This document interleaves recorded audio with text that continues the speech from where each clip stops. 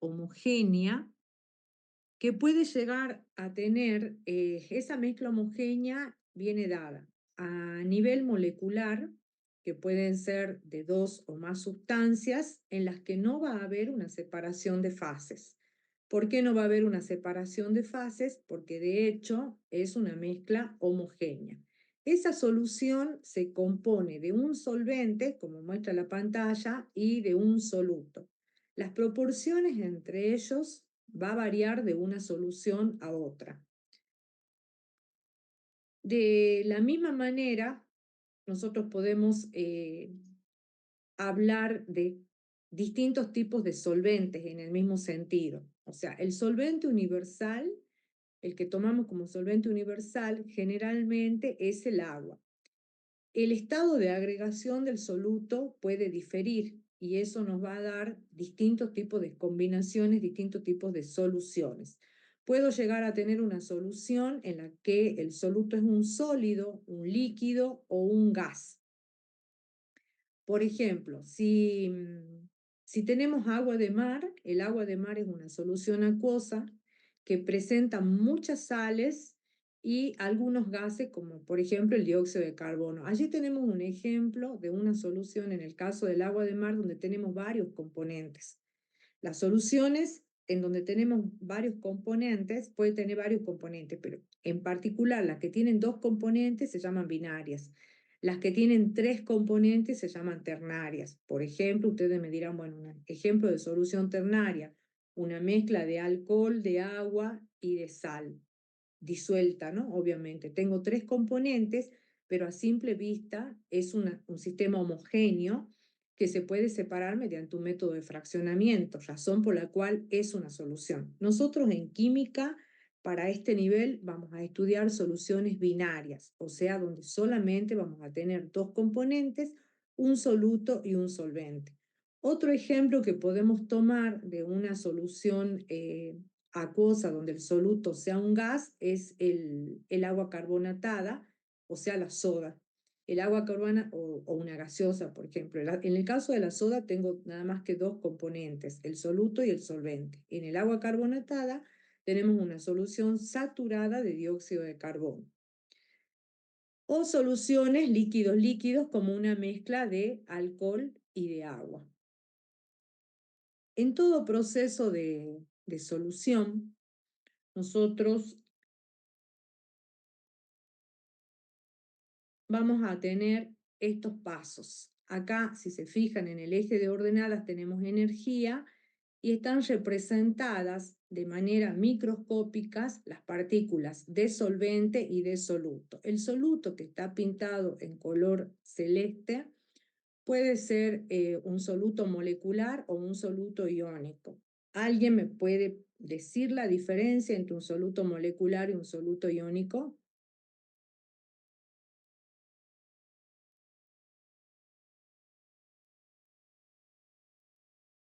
Que una tiene un compuesto iónico y la otra puede ser una diatómica del mismo compuesto. Y es perfecto, pero si es iónica, ¿cómo sería, digamos? ¿En qué nos basamos? Por ejemplo, agua con sal, sodio con agua. No sabría decir, calculo que son dos elementos diferentes, un metal y un no metal, como dice la teoría. Claro. En el caso de un metal y de un no metal, el nombre de la solución, en ese caso la solución recibe el nombre de aleación. Las soluciones, las aleaciones, chicos, son soluciones de metales sólidas, donde lo que se hace es una combinación de estos dos metales para mejorar las propiedades. Por ejemplo, yo puedo tener una amalgama. Las amalgamas ya no se usan, pero antiguamente solían usarla los odontólogos para hacer los arreglos bucales. Hoy todo eso ha sido reemplazado por la química orgánica y las resinas que son, ustedes vieron que cuando van al odontólogo le pone una resina que es blanca y después la endurece con una lámpara. Bueno, ese tiene un proceso químico distinto. Antiguamente lo que se hacía era poner una amalgama, perdón, que era una mezcla de metal y de mercurio. Pero cualquier mezcla de metales es una solución sólida que se denomina aleación. En el caso nuestro acá estamos hablando de un soluto y de un solvente donde este soluto puede ser molecular, como dijo la compañera, o iónico. Que sea molecular o iónico va a depender, vamos a poner aceptar, va a depender del tipo de enlace que presenta el compuesto molecular. Si es iónico, obviamente el enlace va a ser iónico, que podría ser como ejemplo el cloruro de sodio. Y si es molecular, podría tomar como ejemplo el ácido sulfúrico, que es una molécula en la que el enlace entre los átomos de hidrógeno, azufre y oxígeno es covalente tal como hemos venido estudiando. O podría tomar, por ejemplo, el amoníaco. Entonces, fíjense cómo los temas que hemos ido abordando, donde insistimos tantos en el tipo de enlace interatómico, intermolecular de cada especie, sigue siendo importante porque me va a definir en base al tipo de enlace el comportamiento cuando yo quiero abordar un tema como este, que es el de soluciones. Entonces, acá en este gráfico ustedes tienen la energía que tengo que entregarle al solvente y al soluto para poder hacer esa mezcla. Entonces, ¿de qué va a depender? Si yo hablo de una solución, hablo de una mezcla donde tengo soluto y donde tengo solvente. ¿De qué va a depender la solubilidad, la interacción entre las partículas soluto-soluto y solvente-solvente? A nivel microscópico, en principio están separadas el solvente y el soluto. En una primera etapa A se entrega una cierta cantidad de energía para romper las uniones, las fuerzas que mantienen unidas a las distintas moléculas, a las distintas partículas de este soluto. Fíjense que acá el soluto está como expandido, dice la presentación. Esto sería una primera parte. Para poder abrir esas moléculas, recuerden que cuando nosotros hablamos de partículas, de soluto y de solvente, no estamos hablando de una molécula. Yo acá, si digo que es ácido sulfúrico o amoníaco o lo que fuese, escribo la fórmula química para traer a la cabeza la identidad de la especie, pero no tengo una, sino que tengo muchas moléculas. Entonces tengo que separarlas. Para poder separarlas, le voy a tener que dar cierta energía. Bueno, supongamos que ese soluto fuese, vamos a poner uno más sencillo, cloruro de hidrógeno. ¿Qué fuerzas creen ustedes que tengo que romper para que este soluto quede expandido acá? Y por eso le entrego esta cantidad de energía en esta primera etapa. ¿Qué tipo de fuerzas mantienen unidas a las partículas de cloruro de hidrógeno acá? London y dipolo. Exactamente, sí, señor. London y dipolo-dipolo. Esas son las fuerzas que vamos a romper, que son las que mantienen unidas al dipolo-dipolo. En una segunda etapa haré lo mismo con el solvente. Observen que el solvente en esta gráfica y en la gráfica inicial tienen la misma disposición. Acá se encuentra expandido. Si el solvente fuese agua, ¿qué tipo de fuerzas son las que tengo que vencer en esta segunda etapa que he llamado Puente de hidrógeno. London y dipolo. London y puente de hidrógeno. solamente? ¿Qué, profe? ¿Solo puente de hidrógeno? No, sería London. puente de hidrógeno, También dipolo, London. y London. También London y también dipolo-dipolo. Puesto que puente de hidrógeno energéticamente supera a London y a dipolo-dipolo, es la más importante, pero no por eso tengo que ignorar que también las otras dos fuerzas suman. Al ser más fuerte la intensidad de esa fuerza, tengo que darle una energía importante para poder expandir ese solvente. Una vez que las moléculas están abiertas, fíjense que la disposición en esta última etapa no es la misma que teníamos acá al inicio, se produce la interacción entre el solvente y el soluto. ¿Qué significa la interacción? El soluto se expande para que las moléculas de solvente puedan ocupar de alguna manera esos espacios vacíos y generar alguna fuerza de atracción entre soluto y solvente. Ya no solvente solo, ya no soluto solo, sino ahora entre ellos. Para esta nueva disposición que está acá, como es favorable al sistema, mientras acá nosotros entregamos energía, miren, el vector va hacia arriba en el sentido de la energía potencial creciente. En este caso, una vez que ya tengo la interacción soluto-solvente, se libera energía. El vector va hacia abajo. Esta tercera etapa, que es una etapa C, la energía que se libera para este caso particular es mayor que la suma de las energías aportadas para la disociación del soluto y del solvente en las etapas A y B respectivamente. Como este es mayor, acá me queda una entalpía de solución. Este delta de H que está acá por ahora, acéptenlo por decreto. Yo hablo de entalpía, pero es un calor, es una energía. Todavía ustedes no vieron termodinámica, esto tiene un enfoque termodinámico, pero tómenlo como energía, y ese concepto sí lo tienen, como calor de disolución. Entonces, al ser exotérmico significa que está liberando calor, que me está entregando un cierto calor y que el proceso de solución es favorable. Miren cómo a nivel molecular las partículas de soluto y de solvente se encuentran intercaladas entre ellas, por eso decimos que la solución termina siendo una mezcla homogénea de las partículas de soluto y de solvente. Para que la solución se pueda formar, las interacciones entre soluto y solvente tienen que ser favorables. ¿Cuándo va a ser más apropiada formar la solución? Más sencillo, cuando las interacciones soluto-soluto sean débiles. Si estas interacciones, soluto-soluto son débiles, la energía que yo entregue para expandir esa red va a ser más fácil.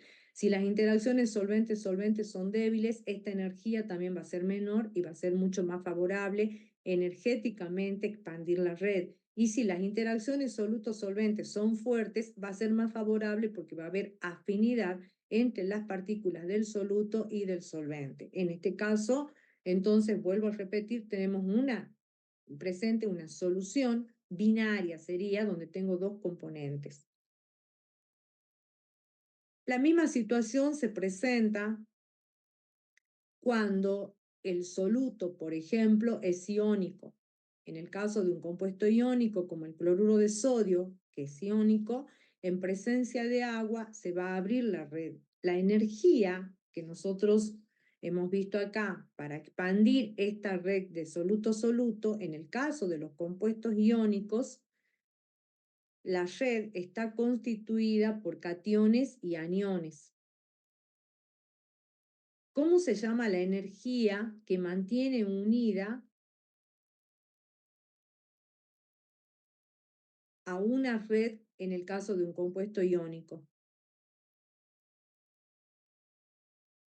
¿Cómo se llama la energía que mantiene unida a la red en el caso de los enlaces iónicos y que es responsable de las propiedades de los compuestos iónicos? Pregunto y escucho la respuesta. Energía reticular. Bueno, dipolo. Sí, la energía reticular. Perfecto. ¿De qué dependía la energía reticular? Vamos, así están las notas de los parciales. Dependían Tengo de que, las cargas de los iones de las cargas y de y, los tamaños. y el radio. Y el radio. Muy bien. De las cargas y de los tamaños. Cuanto mayor sea la carga de los iones que constituyen la red y menor sea el tamaño, mayor es la energía reticular, y eso significa que la fuerza que mantiene unida, que es una fuerza electrostática, a estas partículas va a ser elevada. Y como esta fuerza es muy elevada, es muy alta, le voy a tener que dar una gran cantidad de energía para poder expandir esa red. O sea que este soluto, vuelvo a insistir, puede ser molecular, y en ese caso las fuerzas que voy a romper van a ser, como dijimos recién, puente de hidrógeno, dipolo lono, dependiendo del tipo de molécula que sea, pero también puede ser iónico. Y en ese caso, la energía que entregue va a ser para poder vencer la energía reticular de este soluto. Como al ser un compuesto iónico, entonces le entrego la energía para abrir a a estos iones, y acá el proceso siguiente, bueno, en el caso del agua también vamos a romper los enlaces puentes de hidrógeno que mantienen unidas a las partículas de agua. Fíjense que en este gráfico tenemos una representación del sólido, donde se ven los cationes y los aniones ya con las moléculas de agua rodeándolos. Al tener cargas, los cationes y los aniones, acá la fuerza entre el soluto y el solvente recibe el nombre de fuerza ion dipolo. ¿Por qué ion dipolo? Porque cada anión y cada catión se va a rodear de las moléculas. En este caso de agua, es una molécula polar. Se va a acercar al anión por el polo positivo, donde tenga la densidad positiva de su molécula. La interacción que ocurre entre el anión y las moléculas de agua, en el caso particular del agua, se llama hidratación. El nombre genérico para cualquier solvente va a ser solvatación. Esta es la interacción soluto-solvente que tendríamos acá, en este paso, donde ya la solución ha sido formada. ¿Cómo la puedo representar? De manera sencilla, voy a representar al catión con una carga positiva, y a la molécula de agua directamente la puedo representar con un dipolo, como una molécula con un dipolo permanente, donde de manera natural las moléculas de agua, si este ion tiene carga positiva, se van a acercar al catión por su extremo opuesto, puesto que cargas opuestas se atraen. ¿Cuándo va a ser más factible la solubilidad de un compuesto iónico? Cuando la energía de red sea más baja. Tanto más baja sea la energía de red, menor será la energía que tengo que aportar acá para poder expandir y para poder abrir al sólido iónico, y más favorable va a ser la solubilidad. ¿De qué va a depender? Que sea más alta o menos alta, y del análisis que haga de la energía reticular. Cuanto mayor sea la carga, más fuertes van a ser las atracciones entre cationes y aniones, y mayor será la energía que tengo que entregarle.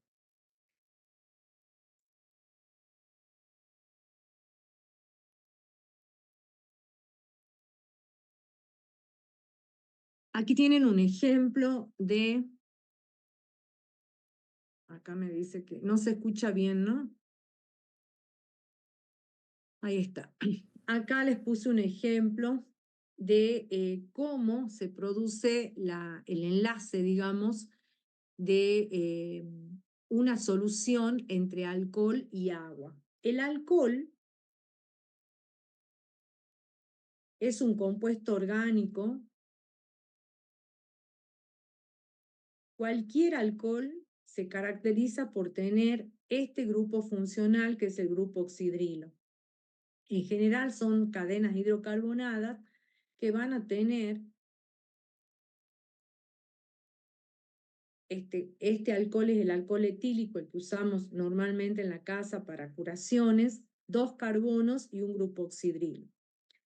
Si yo quiero preparar una solución de alcohol y de agua, tengo que hacer el análisis microscópico. Lo que representa acá, observen que tienen esta esfera que está en color, no sé si es gris o verde, no veo bien, gris, representaría el átomo de carbono.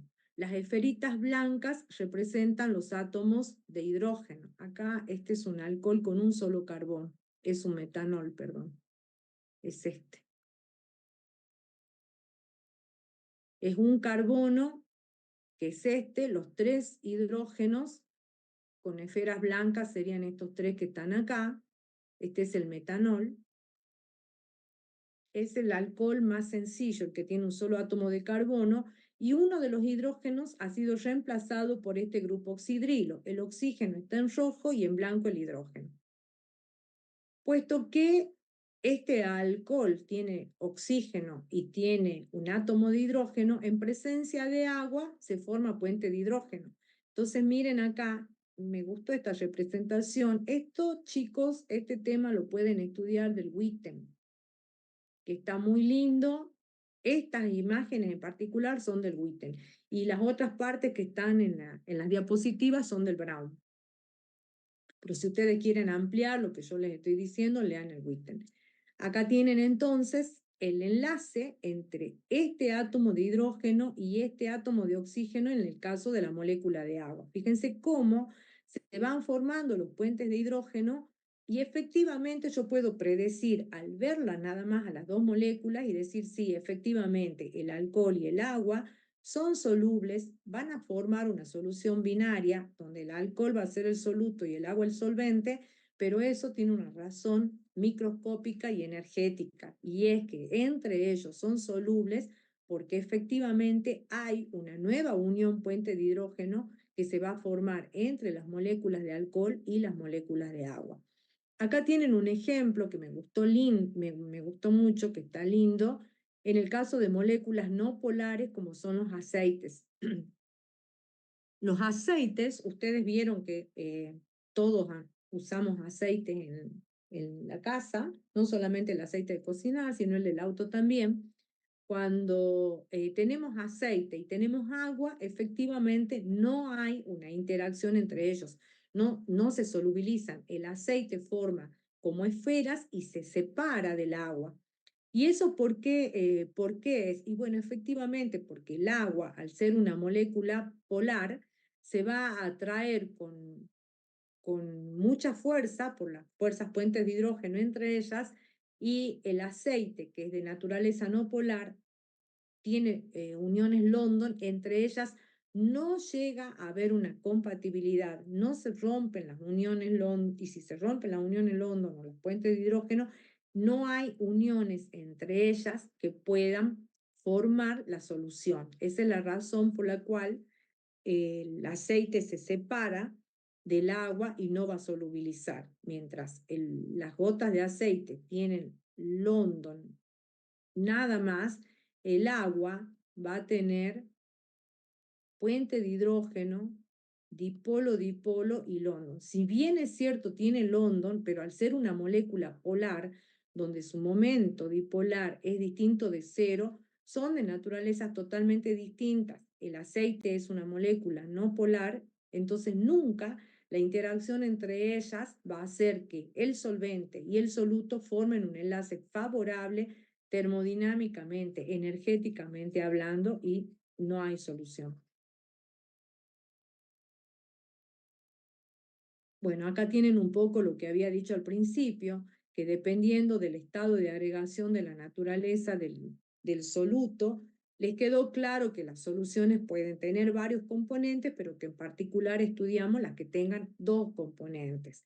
El soluto puede ser sólido, como es el agua de mar, puede ser líquido, ahí tienen un ejemplo que lo entienden rapidito, porque son las bebidas, y el gaseoso, como es el caso de las aguas carbonatadas.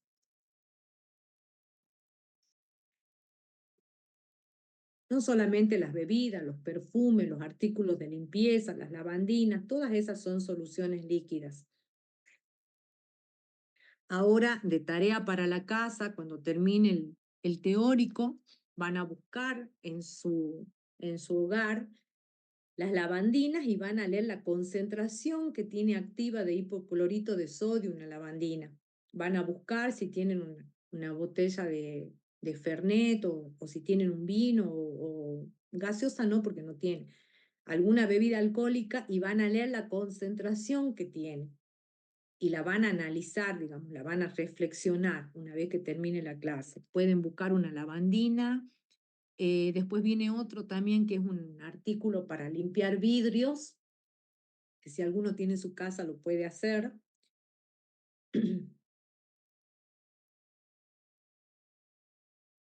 Pueden buscar el alcohol también. Vamos a ver ahora qué es una solución diluida y qué es una solución concentrada. Si los valores de ¿qué es la concentración? Antes de hablar de esto, nosotros tenemos que definir qué es la concentración de la solución.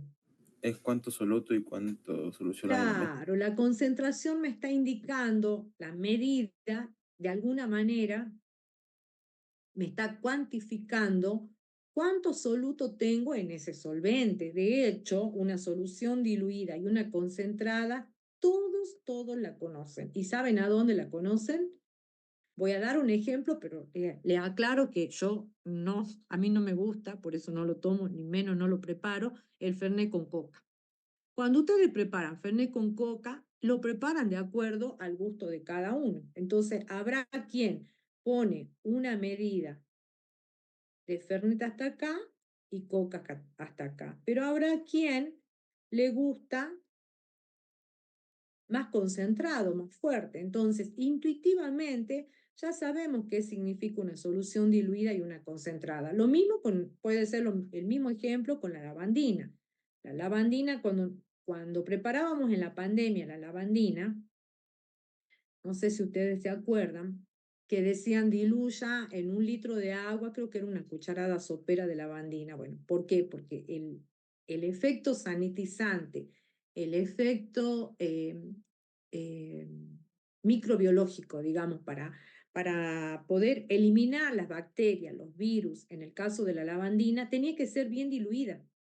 Era mucho más efectiva en una lavandina diluida que en una concentrada para ese caso. Por eso es que nosotros decíamos, bueno, en 1 litro era una cucharada sopera. Eso me daba una solución muy diluida donde el principio activo de la lavandina mataba a los virus, a las bacterias, a lo que fuese. Entonces, acá está representada la variación de diluido a concentrado de acuerdo a la intensidad del color.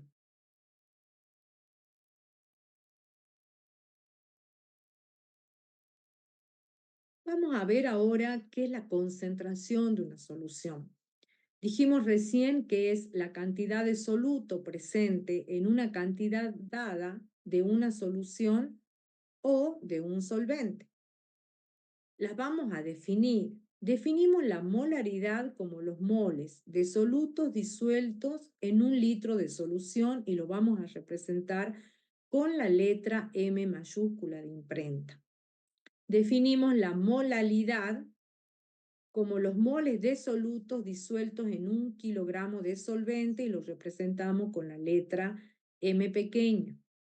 Definimos el porcentaje en masa como los gramos de solutos disueltos en 100 gramos de solución y los representamos como por ciento masa en masa o como por ciento peso en peso.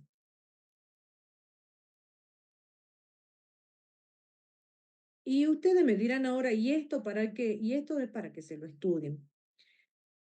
Entonces, para empezar, yo si sería ustedes, me haría una ficha y acá pondría o imprimo esta diapositiva, la paso, la escribo y la tengo junto con la tabla periódica para tenerla a mano, para poder internalizarla en los ejercicios.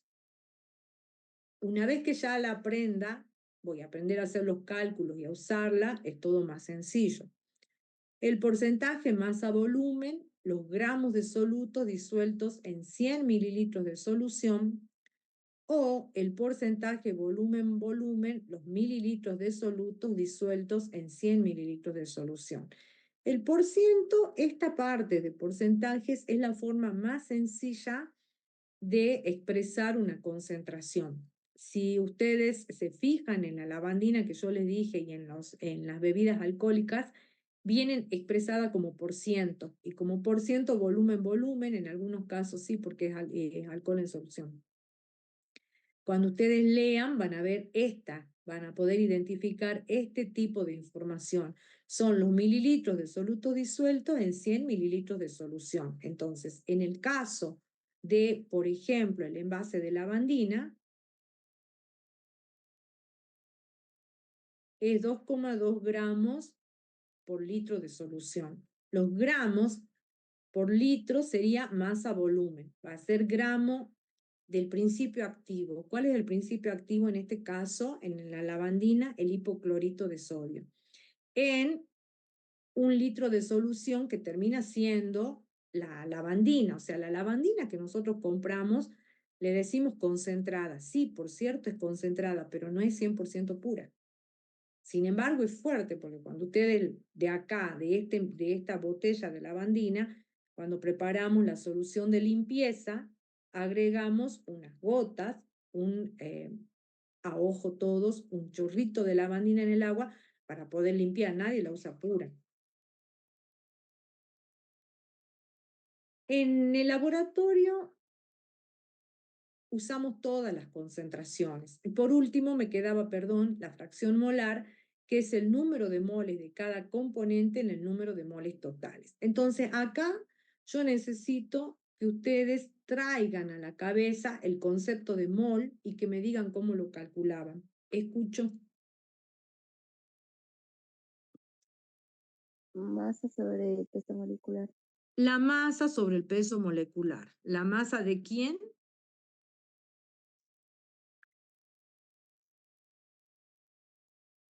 Va a ser la masa del soluto.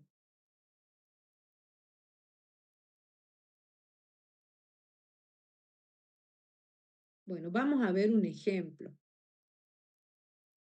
para poder entender esto. Calcula el porcentaje en masa si disuelve 1 gramo de cloruro de sodio en 50 gramos de agua.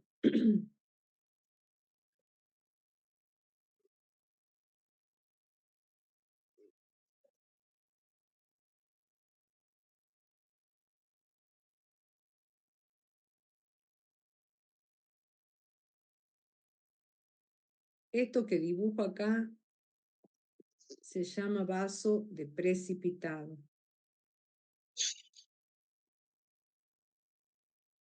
Y allí es a donde vamos a preparar la mezcla para hacer la solución. Entonces, en este vaso yo voy a poner 1 gramo de cloruro de sodio y voy a agregar 50 gramos de agua. En una solución tengo soluto y tengo solvente. ¿Cuál es el soluto y cuál es el solvente acá? El soluto se encuentra en menor cantidad que no 1 gramo. Exactamente, o sea que el cloruro de sodio va a ser el soluto del cual tengo nada más que 1 gramo. ¿Y el solvente quién va a ser? El agua. El agua. La consigna dice que calcule el porciento masa en masa. ¿Qué significaba el porciento masa en masa?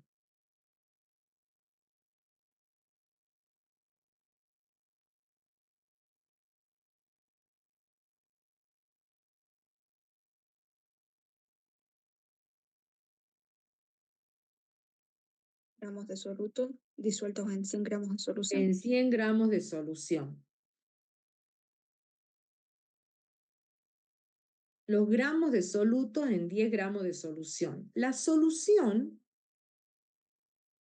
está formada por el soluto y por el solvente.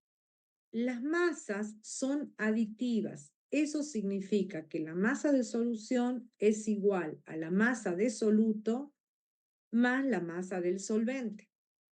Por lo tanto, para este caso particular, la masa de soluto va a ser la masa de solución, perdón, va a ser 1 gramo de soluto más 50 gramos de solvente. Por lo tanto, en mi solución tengo 51 gramos de la mezcla homogénea. ¿Está claro eso? Sí. Acá la masa de solución es de 51 gramos. Pero a mí eso no me sirve como expresión de la concentración, porque para yo poder tener una representación, piensen ustedes que en ese vaso tengo 51 gramos de solución.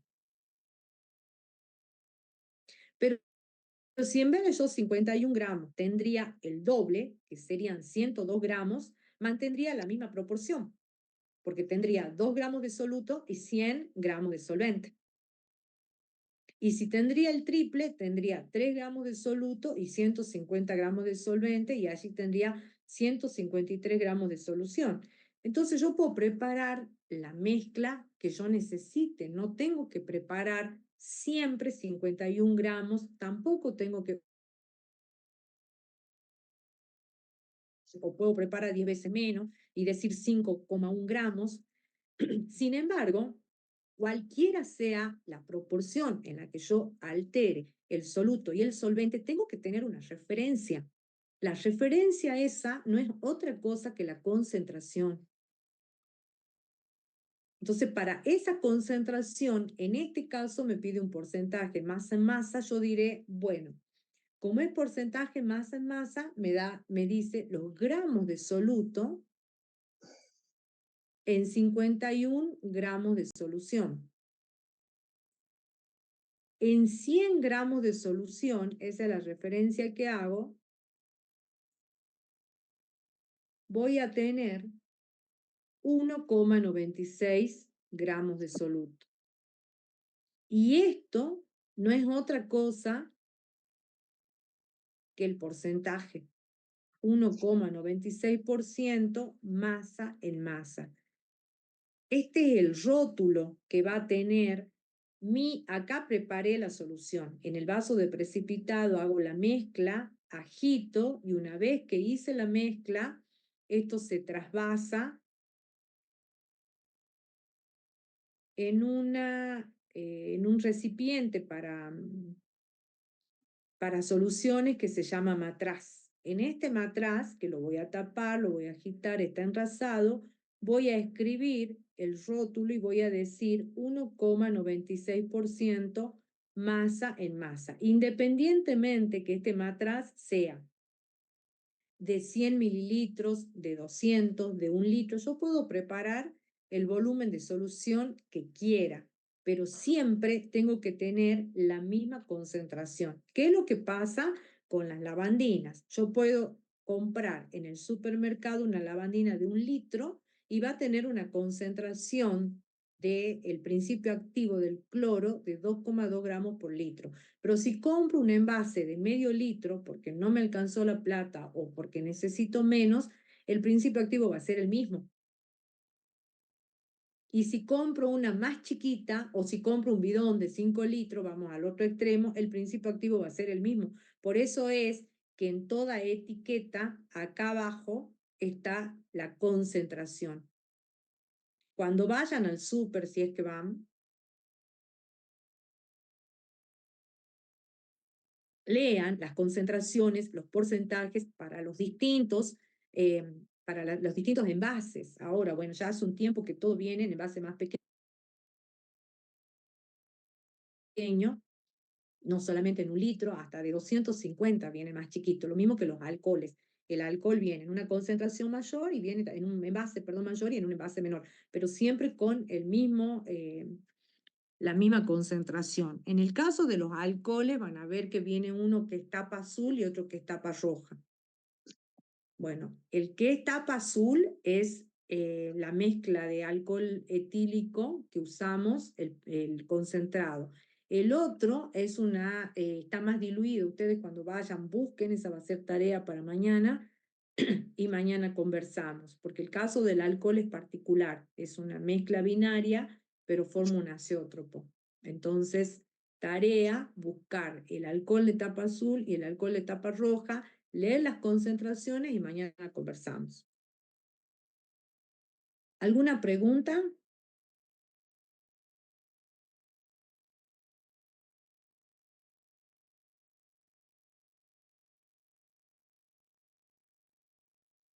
Ninguna.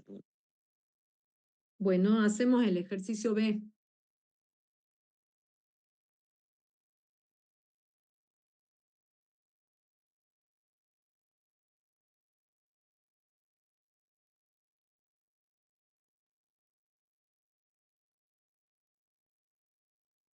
Suponga que se encuentra trabajando en un laboratorio y que le proporcionan sacarosa sólida. Sacarosa, chicos, es el azúcar de mesa. Y agua para que prepare 250 mililitros de una solución 0,15 molar. ¿Qué masa de sacarosa necesita? Marque la opción correcta.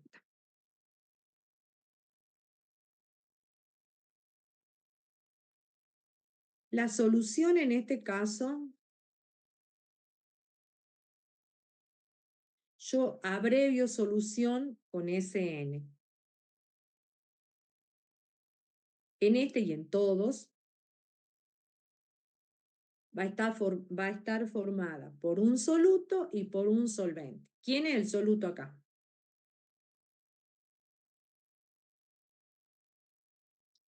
La sacarosa. La sacarosa. Carbono 12, hidrógeno 22, oxígeno 11. ¿Y el solvente quién es? El agua. El agua. El agua. Así, intuitivamente, de ver la fórmula. No saben nada de química orgánica, están recién en los primeros pasos de la química. Intuitivamente, traigan a la cabeza esta imagen. Esta. ¿Qué tipo de enlace? Primero, la sacarosa sólida. ¿Será un soluto molecular o un soluto iónico? Primero, primera pregunta. Iónico. Iónico. Iónico, dicen algunos. Molecular. Molecular, dicen otros. Molecular para mí también. Molecular. Molecular, molecular. Los compuestos iónicos, recuerden, si ustedes tienen la tabla periódica, acá tienen una escalerita, medio fea mi tabla, pero bueno. Acá tienen una escalerita. Los compuestos iónicos se forman entre metales y no metales. Y en este caso, el carbono y el oxígeno están acá. Por acá está el carbono, acá está el oxígeno y el hidrógeno, que bueno, siempre, pero al tener una representación, primero, de carbono y oxígeno, que están en la misma zona de no metales, con el hidrógeno, y además con estos números, con estas atomicidades, claramente están compartiendo sus electrones para formar enlaces de tipo covalente. Entonces, iónico no es. Intuitivamente, ¿qué tipo de enlace intermolecular tendrá? Estos hidrógenos están unidos a los oxígenos. No sería No, diporo, Hidrógeno. Sí, señor, puente de hidrógeno, por esa razón solubiliza el azúcar en el agua. Así es. Entonces, vamos metiéndonos adentro del problema, vamos entendiendo esto que hemos conversado a las 7:30 de cómo era el proceso de solubilidad. Entonces, cada una de estas moléculas de sacarosa van a formar van a interaccionar y se van a solubilizar en el agua porque ambas pueden llegar a formar puente de hidrógeno. Son 250 mililitros de la solución. Acá, a diferencia de lo anterior, ya está la solución armada. El volumen es de 250 mililitros y el rótulo es de 0,15 molar, o sea, la concentración. Lo que yo necesito saber es cuál es la masa de sacarosa que puse acá para tener esta concentración. No es una ecuación nomás, es una simple ecuación que no. Claro, podemos resolverlo entonces. La molaridad la hemos definido, por definición, la molaridad es la concentración y son es los moles de soluto Sobre en un un litro litro de solución. Entonces, ¿qué datos, si mi molaridad, si mi concentración es 0,15 molar, esto me está diciendo que tengo nada más y nada menos que 0,15 moles de ¿qué? De soluto. De soluto, que sería la sacarosa. Les pongo la fórmula Pero y les solución pongo sería la 1,50. palabra, porque es fundamental. Esto está en 1 litro de ¿qué? De solución. Pero, profe, la De solución solución. 250 mililitros. 1 litro de solución no es otra cosa que 1000 mililitros. ¿Están de acuerdo con eso o no? Sí. Sí, Y nosotros en el problema, ¿qué volumen de solución tenemos?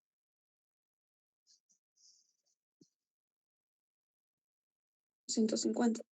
250 de solución.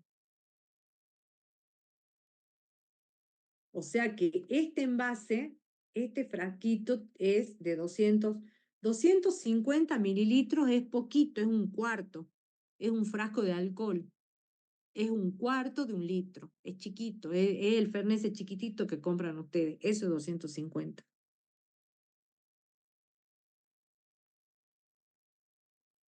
Y 1000 es el grande. En 250 mililitros de solución, ¿cuántos moles vamos a tener?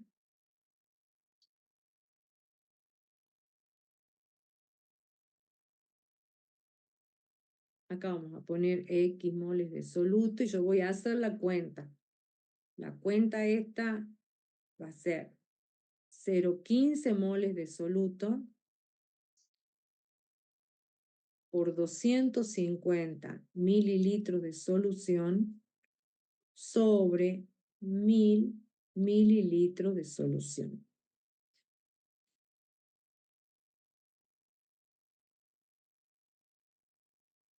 Eso me dio 0,0375 moles de sacarosa.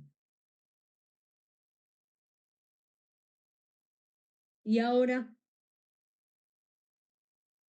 Eso lo pasa a gramo. tenemos que pasarla a gramos. ¿Cómo la pasamos?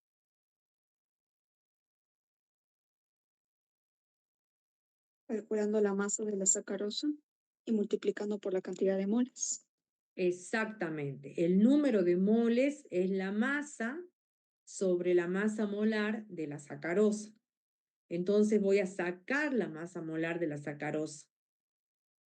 La masa puesta en juego va a ser el número de moles por la masa molar de la sacarosa. El número de moles es 0,0375 que acabo de calcular. Y la masa molar la voy a sacar acá.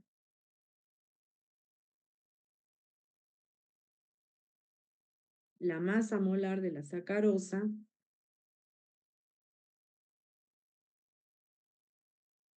va a ser 12 veces la masa molar del carbono, más 22 42, veces profe. la masa molar del hidrógeno, más 11 veces la masa molar del oxígeno. Eso me da 342 gramos por mol. La masa molar del carbono es 12, la del hidrógeno es 1,008 y la del oxígeno es 16.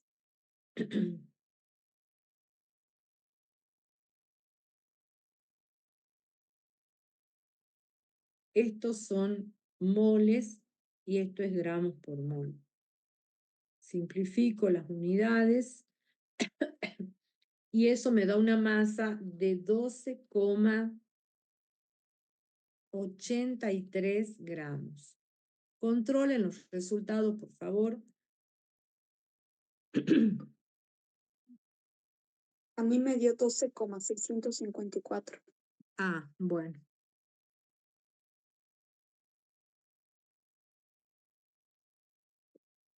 Sí, controlen porque la verdad que yo no. a mí me dio 12,825. Bueno, depende de las unidades que usemos. Ahora, si se fijan en el problema, este quedó de aquellos tiempos que nosotros hacíamos selección múltiple. Los resultados, tanto el mío propio como el que leyeron las compañeras, no dan exactamente el número que tenemos acá. De lo que tenemos en la opción, elegimos el que más se acerca.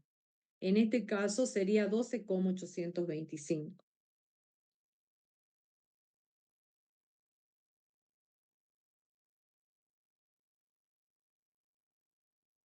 El tema de cálculo de soluciones es sumamente importante.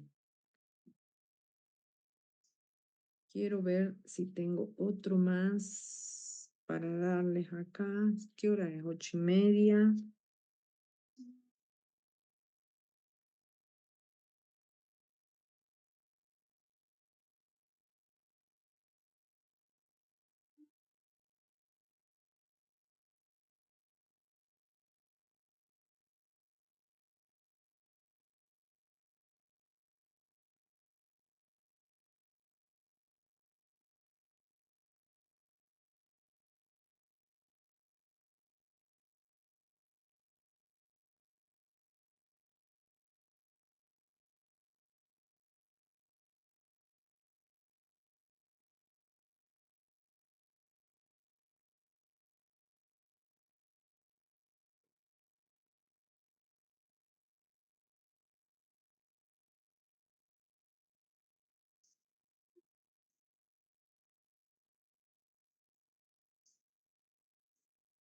Quiero darles uno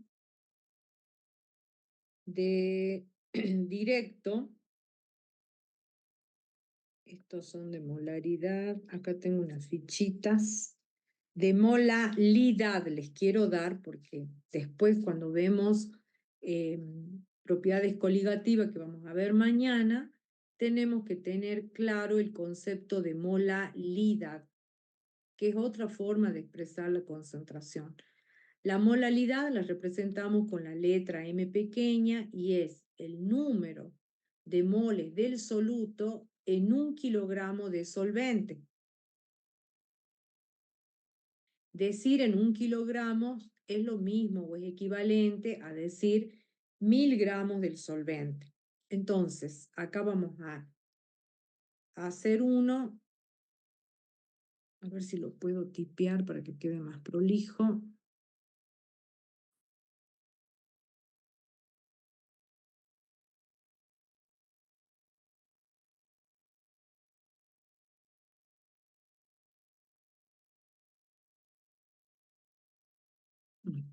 O se los leo.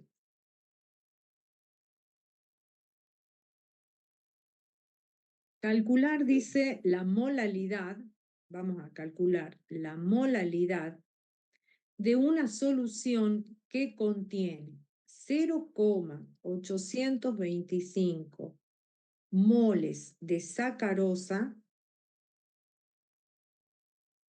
en 695 centímetros cúbicos de solución. De datos tenemos la densidad de la solución, que tiene un valor de 1,12 gramos sobre centímetros cúbicos. Y la masa molar de la sacarosa, que es 342 gramos por mol.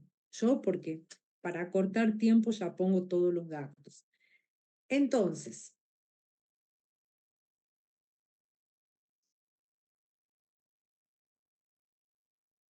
voy a analizar el problema. En este problema tengo 0,825 moles de sacarosa y 695 centímetros de solución. ¿Cuál es el soluto y cuál es el solvente? Soluto La sacarosa. sacarosa. Este es el soluto. ¿Y el solvente? Los 693 centímetros cúbicos de... No, ahí los agarré. ¿Esto qué es? Es el tamaño de la solución. Solución. Esa es la solución. O sea, el volumen que yo tengo acá es de 695 centímetros cúbicos, pero esta es la solución. Es lo que me queda cuando mezclo estos 0,825 moles de sacarosa con una cierta cantidad de agua que no sé cuánto es. El solvente, al no estar incluido acá, porque yo no sé cuál es la masa de solvente, no la conozco, me da directamente el volumen de solución. Y quiero trabajar con molalidad, o sea que yo necesito conocer la masa de solvente, porque tengo que referenciar la concentración, este número de moles, a la masa de solvente. Entonces, fíjense qué interesante que es el problema, porque de dato me da la densidad. Si ustedes recuerdan, la densidad es una propiedad intensiva.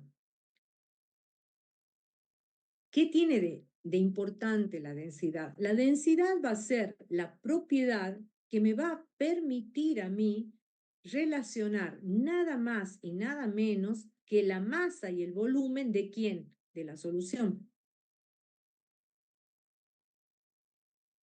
O sea que yo conociendo, si a mí me dice que la densidad de la solución es 1,12 gramos sobre centímetro cúbico, la densidad de quién es, chicos, en el dato, de la solución. Entonces me está diciendo que yo acá tengo 1,12 gramos de solución por cada gramo, por cada centímetro cúbico de solución.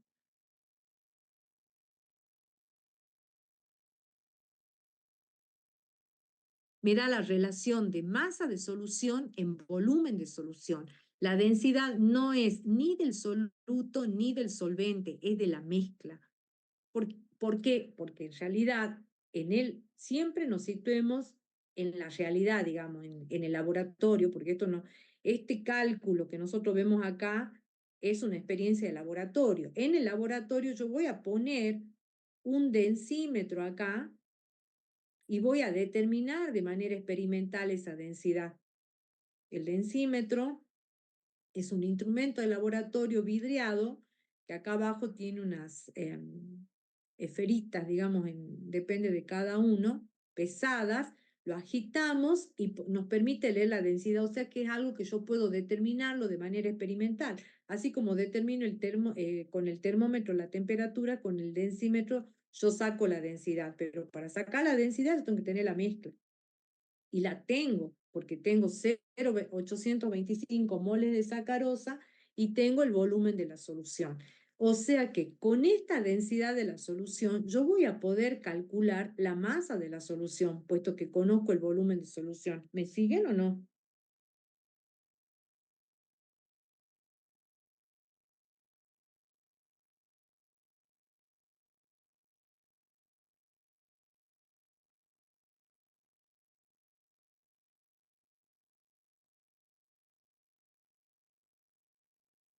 Entonces estábamos acá. La densidad de la solución, voy a poner la palabra completa para que quede claro, es la masa de la solución sobre el volumen de la solución, para que no haya ninguna duda. Por lo tanto, de acá yo puedo sacar la masa de la solución. Va a ser igual a la densidad por el volumen de la solución. La masa de la solución va a ser la densidad, que es 1,125 gramos sobre centímetro cúbico por el volumen de la solución, que es 695 centímetros cúbicos. De esta manera, entonces, yo transformo el volumen de solución en masa de solución. Eso me da 778 gramos de solución.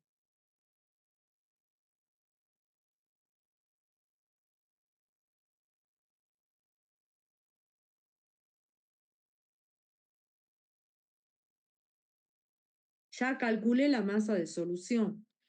Ahora recuerdo que la masa de solución era igual a ¿qué cosa?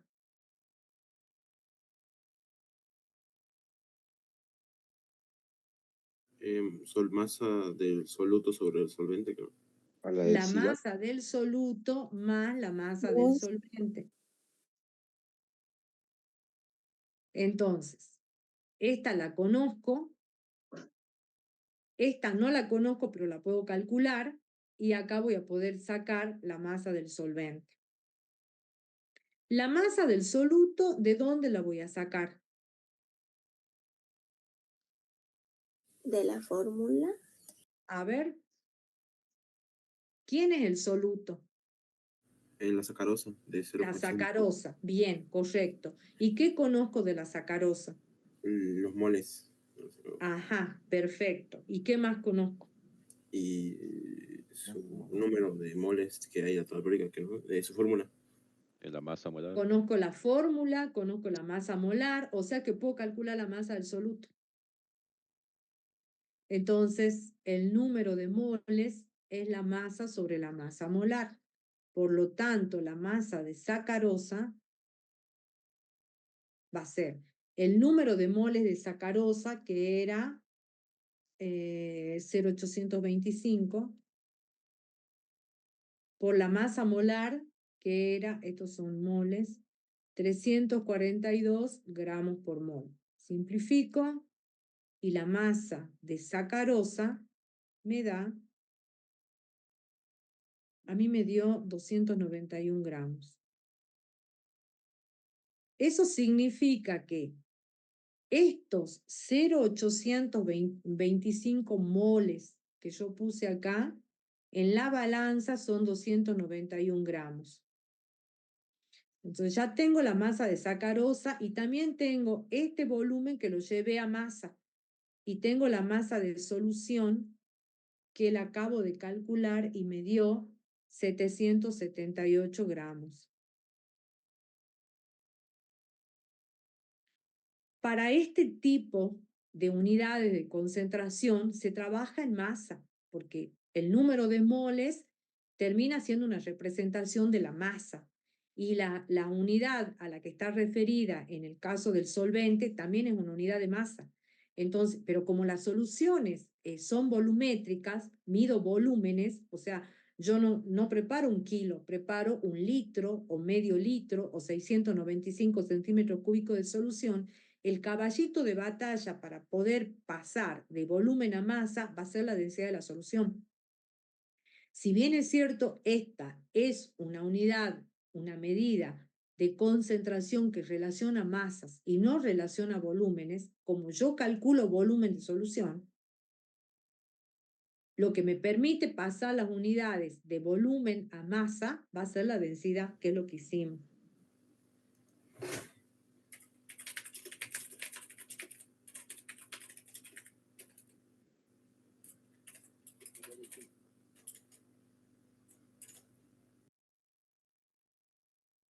Bueno, ya nos queda un solo cálculo. Como ya tengo la masa de solución, ¿cuánto es?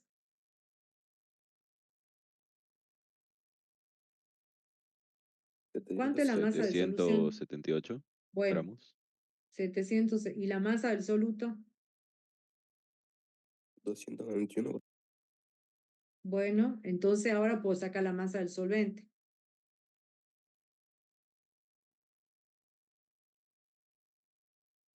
La masa del solvente, para este caso, va a ser la masa de la solución menos la masa del soluto.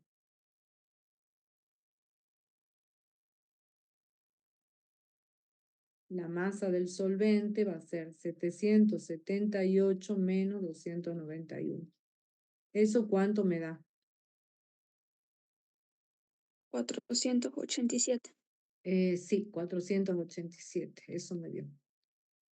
Bueno, ahora sí puedo calcular finalmente la molaridad. Para calcular la molaridad, La molalidad, por definición, es el número de moles del soluto en 1000 gramos de solvente. El número de moles del soluto era 0,825 moles de soluto, el dato original. Eso está en 487 gramos de solvente.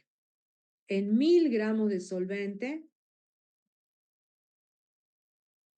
me da un valor de 1,75 moles. Estos moles que están en 1000 gramos de solvente es la molalidad. O sea que la solución es 1,75 molal, y la informo así. Molal, ¿no? Molal, no molar. Molal, con L. Profe, molal es cuando hay un kilo debajo, ¿no? Cuando se dice en un kilo que no. Molal. Es 1 kilo, pero como en este caso la masa del solvente está referenciada en gramos, al kilo lo llevo a gramos. En 1 kilogramo de solvente yo tengo 1000 gramos de solvente.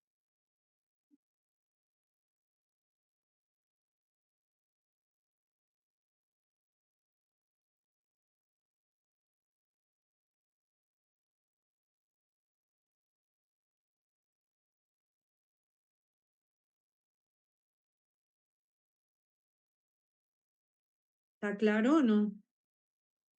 Profe, Sí, ¿puedo volver a la diapositiva anterior para sacarle captura? sí.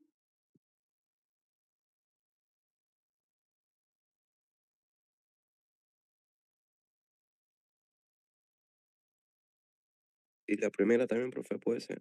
Sí, sí, se las paso así, de manera lenta, una por una, a ver. No me acuerdo, acá empezaba, no. Ahí está.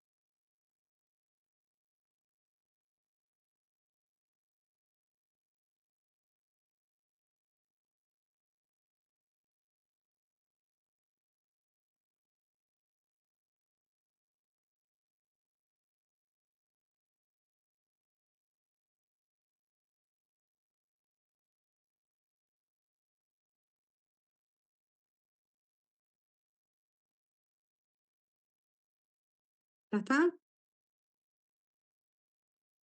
Yo, profe, Bueno, vamos a pasar ahora el resto de cálculos de soluciones. Lo van a ver en los prácticos. Traten de entrar a las clases extra que les van a poner al ser feriado el jueves y el viernes. Y el viernes el ingeniero Solís y el ingeniero Ramos van a dar una clase que va a ser, ay, me estoy quedando sin batería, voy a traer el cargador. Eso que estaba completa parece que se termina rápido. Ellos le van a dar una clase virtual por Zoom el miércoles. Traten de entrar, chicos, porque este tema ya es del segundo parcial. Voy a traer el cargador, espérenme.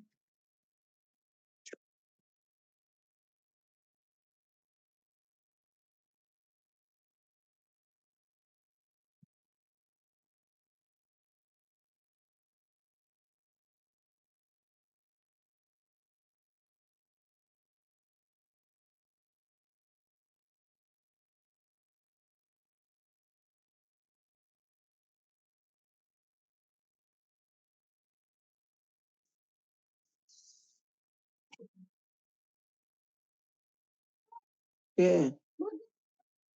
¿Qué ocupando? Yo estoy en clase. Ya voy a terminar mi clase ya. Amigo, te prendí el micrófono.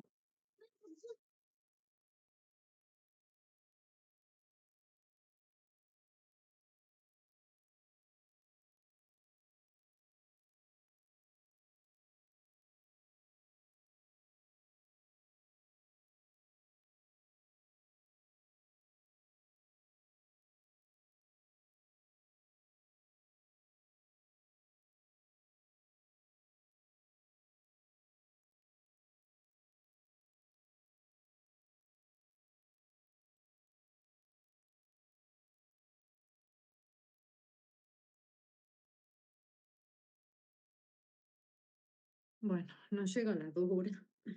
Debe ser por lo que transmitimos.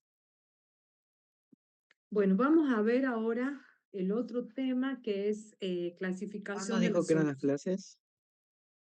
El miércoles a la mañana va a dar la clase por Zoom los dos ingenieros. El lunes, hoy creo que da el ingeniero Torres.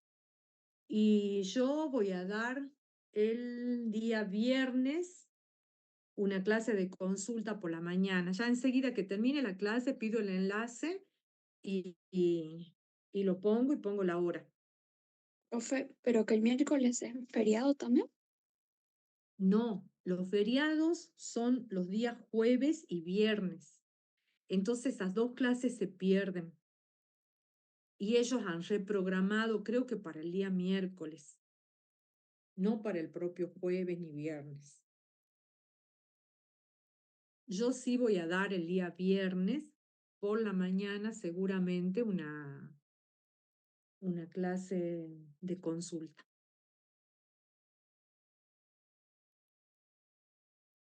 Bueno, de acuerdo a la cantidad de soluto que tengamos en una solución, que dijimos que era una mezcla homogénea, las soluciones se clasifican en saturadas, insaturadas o sobresaturadas. A una temperatura determinada, la velocidad de la disolución de un sólido, tomemos el caso de una solución en la que tenemos un soluto sólido y un solvente líquido, o sea, por ejemplo, un soluto iónico, un cristal. Si nosotros a una dada temperatura, la velocidad de la solución de ese sólido va a aumentar, o sea, va a favorecer la solubilidad en la medida en que esos cristalitos se pulvericen. Es algo que suele hacerse en el laboratorio. Disminuimos el tamaño, los pulverizamos y al pulverizarlo lo que estamos haciendo de alguna manera es aumentar el área de la superficie. Entonces, cuando nosotros aumentamos el área de la superficie, hacemos que aumenten el número de iones o el número de moléculas, si se tratara de un cristal molecular, del soluto para poder tomar contacto con el solvente. O sea que vamos a ponernos en una situación donde tenemos un cristal que sea sólido, que puede ser iónico, que sea molecular, y que lo pulverizamos, lo molemos, lo trituramos para que el contacto con el solvente, o sea, ¿por qué es eso? Porque se aumenta la superficie, dije, al aumentar esa área de superficie hace que aumente ese número de iones y de moléculas van a estar en contacto con el solvente. Cuando ese sólido se coloca en agua, las partículas dijimos que se solvatan, es decir, que se van a rodear de moléculas de agua y se van a disolver. La velocidad de ese proceso, la velocidad con la que el sólido, se los voy a escribir acá, voy a partir de un sólido y acá voy a tener las partículas disueltas.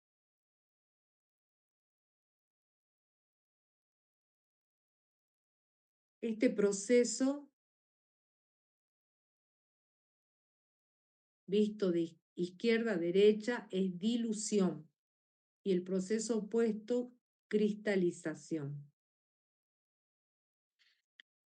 La disolución de un sólido en un líquido, ustedes la hacen siempre. Cuando se cocina en la casa, al agua se le agrega sal, y esa sal es un sólido, y es un sólido iónico que se diluye en el solvente. Nosotros no preparamos una solución, siempre preparamos una solución insaturada donde tenemos una pequeña cantidad de soluto en el solvente con respecto al valor de saturación. Si le agregáramos más, cada vez más y más soluto, llegaríamos a una solución de condición saturada, donde tenemos la máxima cantidad de soluto disuelto a una determinada temperatura. En ese caso, la solución saturada la podríamos representar de esta manera. En este punto yo voy a tener una solución saturada, o sea que allí tengo la máxima cantidad de soluto que puedo disolver en esa cantidad de solvente. Por debajo, la solución es insaturada. Puedo seguir aumentando soluto hasta llegar a la saturación. Y por arriba, la solución es sobresaturada. Me pasé de la saturación y en este caso, la solución deja de ser una solución homogénea y se transforma en una solución, en una mezcla heterogénea. ¿Por qué? Porque todos los cristales que yo agrego y no solubilizan van a quedar acá. En el caso de una solución saturada, decimos que el equilibrio es metaestable. ¿Qué significa que sea metaestable? Significa que es estable por un tiempo. Al tener la máxima cantidad de soluto disuelto, en un determinado momento puede pasar a ser inestable. En general, la solubilidad la vamos a expresar como gramos de solutos por 100 gramos de solvente. Y acá tenemos lo que conocemos como curva de solubilidad. La curva de solubilidad no es otra cosa que la representación de la solubilidad del soluto por cada 100 gramos de agua.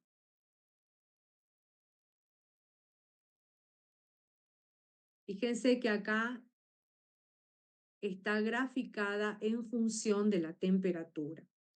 Las tres imágenes, las tres curvas que presenta la diapositiva tienen una característica particular. Ustedes me dirán cuál.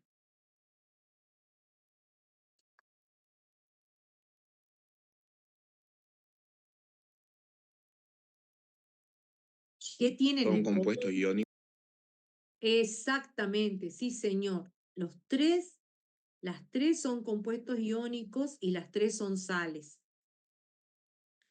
Bien, buena la observación. Ahora leamos, las tres tienen comportamientos diferentes. El nitrato de sodio, que es este, tiene una pendiente que es mucho más abrupta que la del nitrato de potasio, acá. El cloruro de sodio tiene una pendiente menor, es muy pequeña su variación, es pequeño el aumento de solubilidad conforme transcurre el tiempo, prácticamente es constante, pero no lo es, sino que su pendiente es baja. Entre el nitrato de potasio y el nitrato de sodio, en realidad el que tiene mayor pendiente, retiro lo dicho, es el nitrato de potasio, porque va a tener más pendiente el que esté más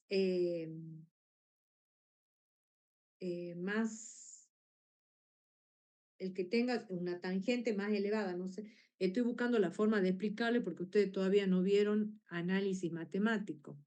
Entonces, la pendiente no es otra cosa que la variación en ordenada sobre la variación en abscisas, la variación en delta de i sobre delta de x, y eso me da la tangente de alfa.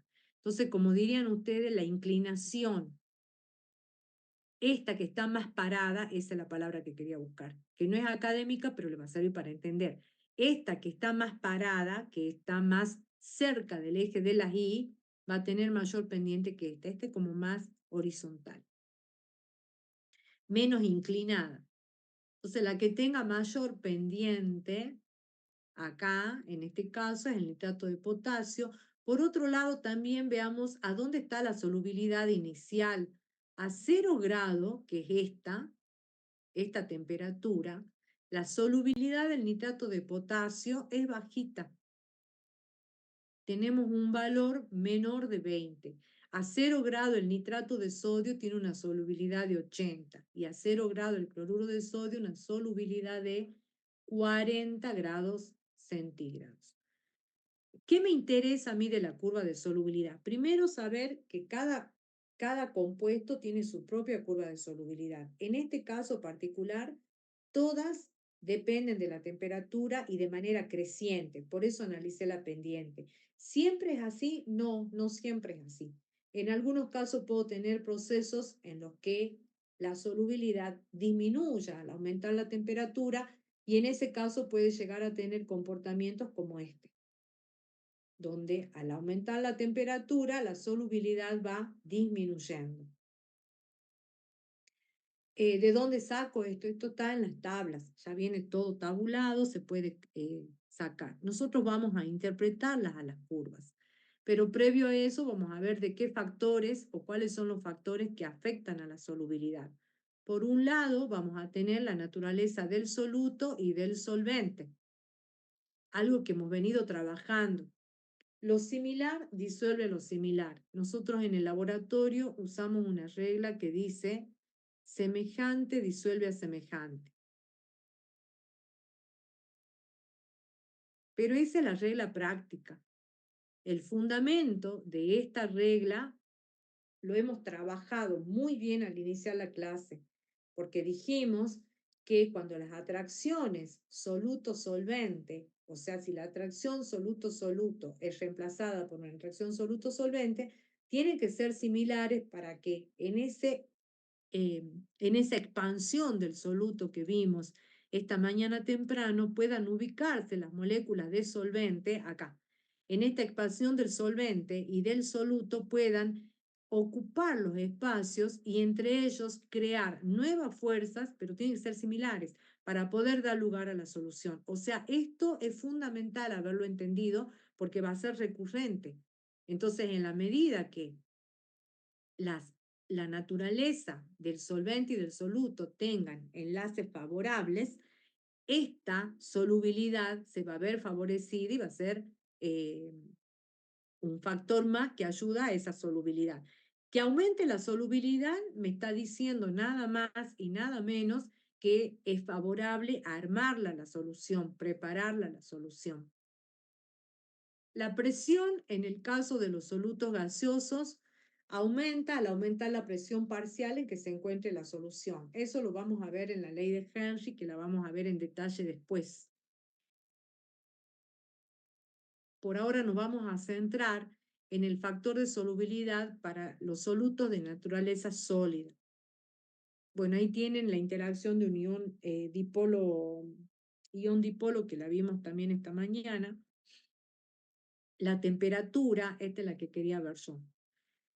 En la mayoría, pero no en todos los casos, la solubilidad de una sustancia sólida aumenta con la temperatura, tal como presentamos en la imagen que está en el práctico que tienen hoy. La curva, la representación gráfica de esta relación, la vamos a ver en la curva de solubilidad. Acá se ve muy chiquito, pero se llega a leer gramos de soluto por cada 100 gramos de agua. En amarillo, pinto para el sólido. No es general, pero la mayoría tiene esta propiedad de que los sólidos, al aumentar la temperatura, acá dice temperatura, a medida que la temperatura aumenta, la solubilidad también aumenta. Para este valor de temperatura, la solubilidad es mayor. En cambio, para los gases, que la voy a pintar ahora de verde, la pendiente es decreciente. Eso significa que para esta temperatura yo tengo esta solubilidad, pero cuando la temperatura aumenta, fíjense que esto crece hacia la derecha, la solubilidad baja. Este ejemplo, esto se entiende muy bien, el tema de los gases se lo entiende muy bien con el ejemplo de la Coca-Cola. La Coca-Cola es una bebida carbonatada que viene sellada herméticamente y a presión. Acá adentro tiene dióxido de carbono, que es el gas.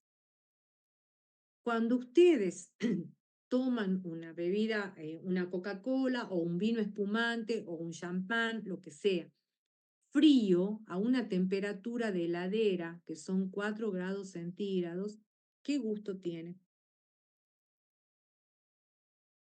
Así se la voy a dirigir a la pregunta. ¿Es rica o es fea? ¿Rico? Bueno, y cuando está a temperatura ambiente, ¿cómo es? Fea. Se Es hace más más feo. fea. Es Es horrible, más es fea. fea. Y además, al estar a temperatura ambiente, cuando ustedes la abren, todo el gas queda acá arriba y se va. Prueben de dejar, perdón, perdón, prueben de dejar una bebida en un día de mucho calor y cuando la abren se le va el gas, la destapan, el gas sale por acá. Eso es consecuencia de la solubilidad del gas. El gas se va a ver favorecido, va a solubilizar en el seno de la solución cuando la temperatura sea baja, que es este comportamiento de los gases. Al solubilizarse el gas, ¿por qué tiene un mejor sabor? ¿Por qué es más agradable? Porque ese dióxido de carbono me va a dar ácido carbónico. Y este, junto a los acidulantes que están presentes en la bebida carbonatada, le da ese sabor picante que tiene una bebida fría, como en el caso de la Coca-Cola, a ese sabor dulce que tiene cuando está a temperatura ambiente. Al irse todo el gas, me queda la bebida, sería el jarabe concentrado sin el gas y se resalta el dulzor. Lo que sí, vuelvo a insistir, que les quede claro que no todos los sólidos van a tener una curva de solubilidad creciente como esta, que es la mayoría, sí, es la mayoría, pero no es que todos tengan siempre ese comportamiento. En una curva de solubilidad hipotética como la que está en la pantalla, cualquier punto ubicado sobre la curva corresponde a una solución saturada. Eso significa que allí tengo para esa temperatura la máxima cantidad de soluto que se puede disolver. Por debajo tengo una solución no saturada o insaturada. Y por arriba de la curva tengo una solución sobresaturada. Vuelvo a decir que la solución sobresaturada, como tiene más soluto del que puede disolver, la solución ya no es homogénea sino heterogénea, porque todos los cristales que yo le agregue van a quedarse en el fondo del recipiente. Quedan como, no sé si ustedes vieron cuando, o ustedes mismos cuando eran niños y agregaban azúcar a una taza de té, a un mate, a lo que sea, y no la disuelven bien, queda toda el azúcar asentada en la taza. Bueno, la cantidad de azúcar que nosotros agregamos a una infusión de té, a una leche, a lo que sea, siempre es poca, o sea, siempre estamos en presencia de una solución insaturada. Estamos en estos puntos. Pero al no disolverla bien, me queda toda el azúcar acá. Bueno, esa imagen quiero que traigan a su mente, es lo que ocurre en una sobresaturada, donde por exceso todos los cristalitos precipitan, dando como consecuencia una solución que ya no es homogénea, sino heterogénea. Profe, Sí, ¿y ese azúcar ya se la podría disolver con calor? no, la que queda en la taza queda porque no la disolvieron bien. O sea, vos para poder solubilizar, que le pongamos 2, 3 cucharadas, no quedó disuelta allí porque le faltó agitación. Podemos calentar, que la temperatura aumenta, pero también con la agitación, con el solo hecho de mecer, mecer y mecer, se va a disolver si estoy acá, ¿no? En esta zona. Pero sí, también podés calentar. Es una técnica común en el laboratorio aumentar la temperatura para poder solubilizar.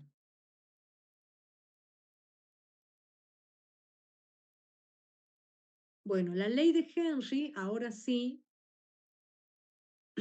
nos, nos explica o nos habla sobre la solubilidad de un gas.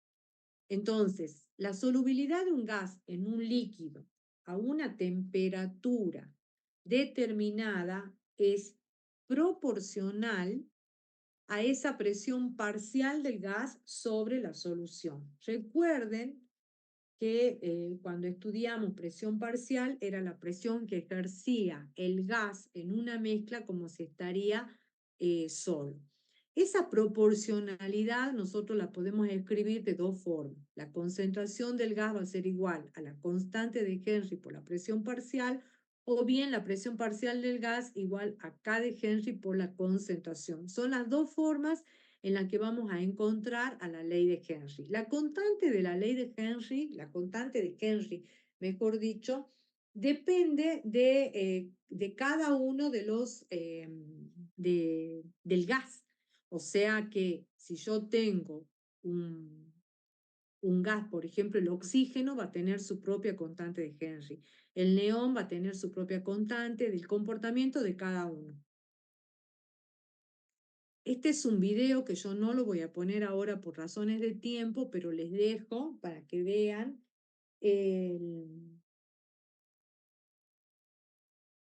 una explicación animada de lo que es la ley de Henry. Está bastante ilustrado y fácil de entenderlo, así que después cuando ustedes estudien lo ven.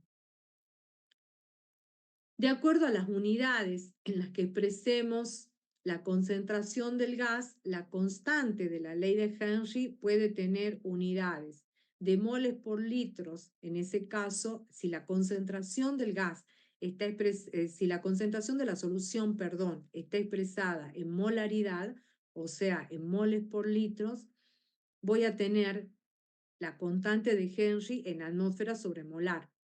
Pero si la concentración está expresada como fracción molar, la constante de Henry va a tener unidades 1 sobre atmósferas. La fracción molar no es un tema que hayamos visto hoy. La van a trabajar en la clase práctica de esta semana. Es adimensional. Por eso es que al ser una fracción, la fracción molar, no se las voy a dar porque por aclarar voy a oscurecer. Al ser una fracción es adimensional. Y si es adimensional, como estamos sacando presión parcial, la constante de Henry tiene que tener unidades 1 sobre atmósfera, y acá me va a quedar la K como atmósfera. Puedo tener esta unidad o puedo tener esta otra columna, cualquiera de las dos.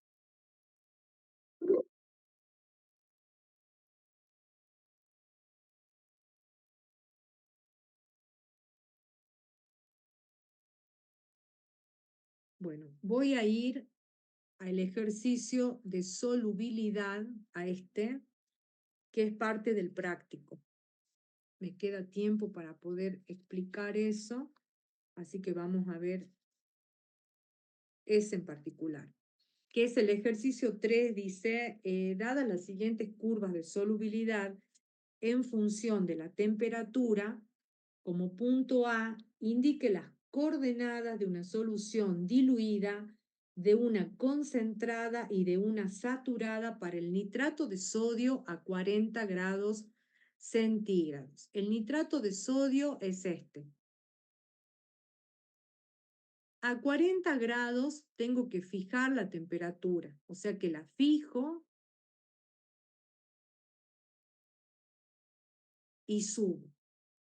Cualquier punto por debajo de la curva del nitrato de sodio me va a dar una solución diluida.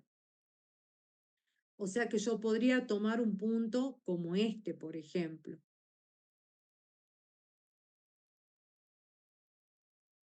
Y le voy a llamar D de diluida. Un punto sobre la curva me va a dar las coordenadas de una solución saturada. Y un punto por arriba me va a dar las coordenadas de una solución sobresaturada. Ahora, saquemos las coordenadas para este punto de solución, para este punto de concentración diluida que yo marqué. ¿Qué coordenadas tiene? Entonces, como he fijado la temperatura, trazo, ustedes lo hacen con la regla, yo lo hago a mano, trazo la paralela al eje de abscisas y leo la solubilidad. La solubilidad para este punto, que corresponde a una diluida, es 80 a 40 grados centígrados. Ahora hago lo mismo para la saturada. La saturada,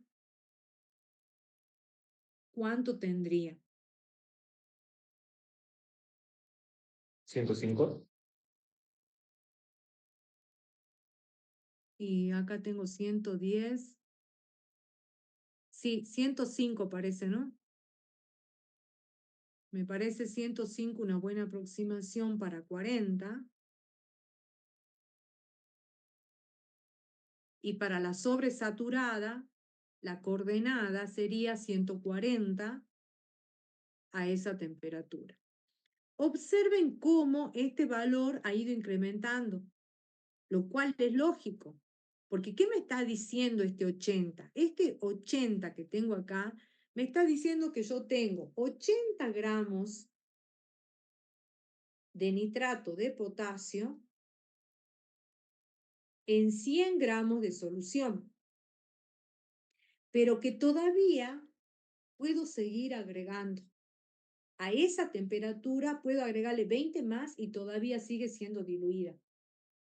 Cuando llegue a 105, estará en un equilibrio metaestable, porque con un granito más que le agregue, se parte la solución, deja de ser homogénea y pasa a ser heterogénea. Acá ya voy a tener dos fases, porque todo esto, como dirían ustedes, me sobra. Eso va a ser lo que precipite, porque no se va a solubilizar. Yo le agrego, hasta acá va a solubilizar. Solubilizar significa que va a estar en la red, que el soluto y el solvente van a poder armar el lazo, van a poder hacer la unión ion-dipolo. Eso significa solubilizar. Microscópicamente la red se ha expandido y han hecho esa solubilidad, que qué fuerzas va a tener. Si es nitrato de sodio y agua, ¿qué interacción voy a tener entre este soluto y este solvente? ¿Cómo se llama la fuerza que va a mantener unida la solución acá? ¿No era reticular, profe? La energía reticular. No, ya hablo ya está solubilizado el nitrato de sodio, ya se partió. Puente de hidrógeno, profe. No. A ver, chicos, ¿cómo se llama la fuerza o la unión en este punto, acá? Si este es el nitrato de sodio y este es el agua, ¿cómo se llama la unión, la interacción entre ese soluto y ese solvente? Dijimos que este era iónico y este era polar.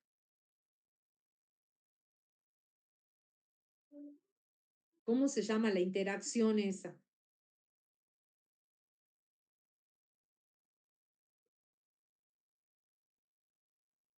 Esta. Es el mismo caso de este. ¿Cómo se llama? Iónico. Ion dipolo. Ion dipolo. Iónico no. La interacción esta, ion dipolo. Esa interacción entre el solvente y el soluto es lo que hace que se forme la solución. Ion dipolo porque es iónica. Entonces, en este punto, las interacciones ion-dipolo son máximas. Lo que yo le agregue después, o sea, ustedes piensen que van a tener los cationes rodeados de las moléculas de agua.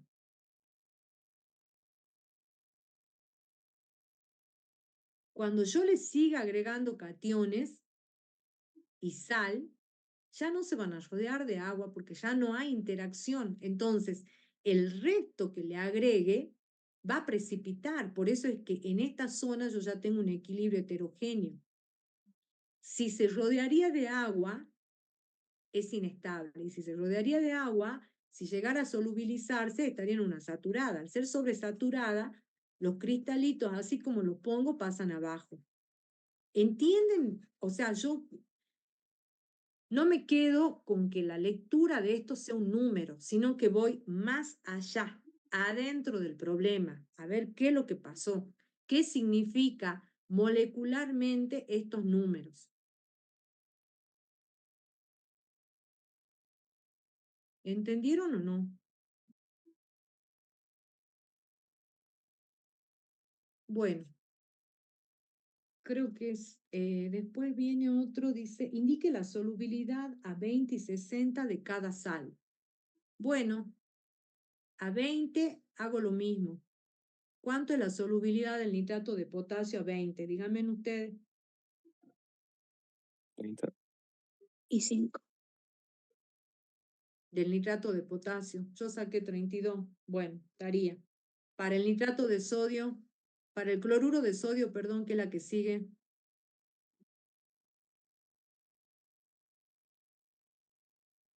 ¿38? 38. Sí, 38, 37. Y para el nitrato de sodio, 90. 90. bueno. A 40 lo que hicimos recién. No, a 60 nos pide, perdón, a 60. A 60, ¿cuánto tiene el cloruro de sodio? 38 más o menos. 39. Tiene que tener, a ver, tiene que tener un poquito más que la anterior porque tiene una leve pendiente, ¿no? O sea, si acá pusieron 37 para 20, acá tiene que tener por lo menos un hito más, 38. Sigo. Para el nitrato de potasio, ¿cuánto leen? 108. Perfecto. Y para el de sodio, 125. sí. Después dice, ¿a qué temperatura se obtiene una solución saturada al disolver 3,7 gramos de cloruro de sodio en 10 gramos de agua? ¿Cómo harían ese?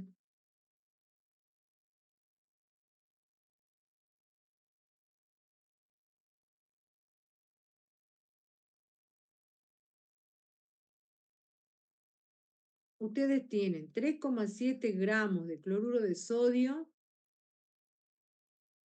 y quieren saber en 10 gramos de agua, este es el dato que tienen. ¿A qué temperatura está saturada?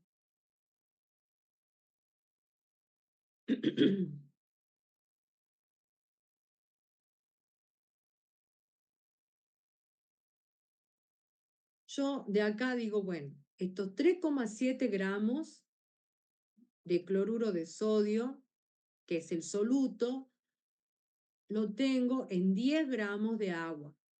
La curva de solubilidad me presenta los datos por cada 100 gramos de agua.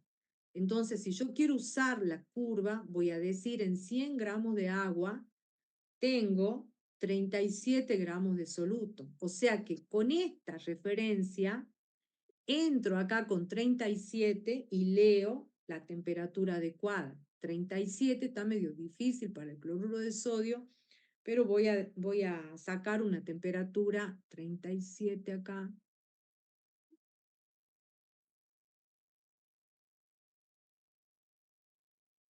Podríamos sacar una temperatura de alrededor de 30.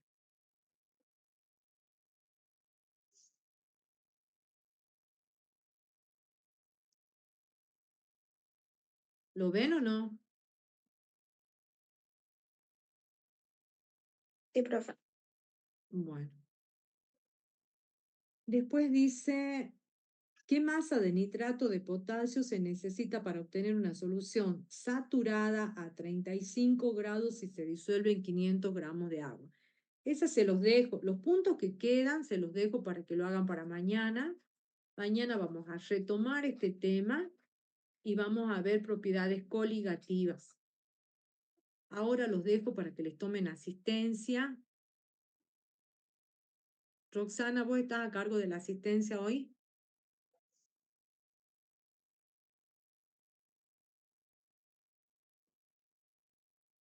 A ver, ya me fijo.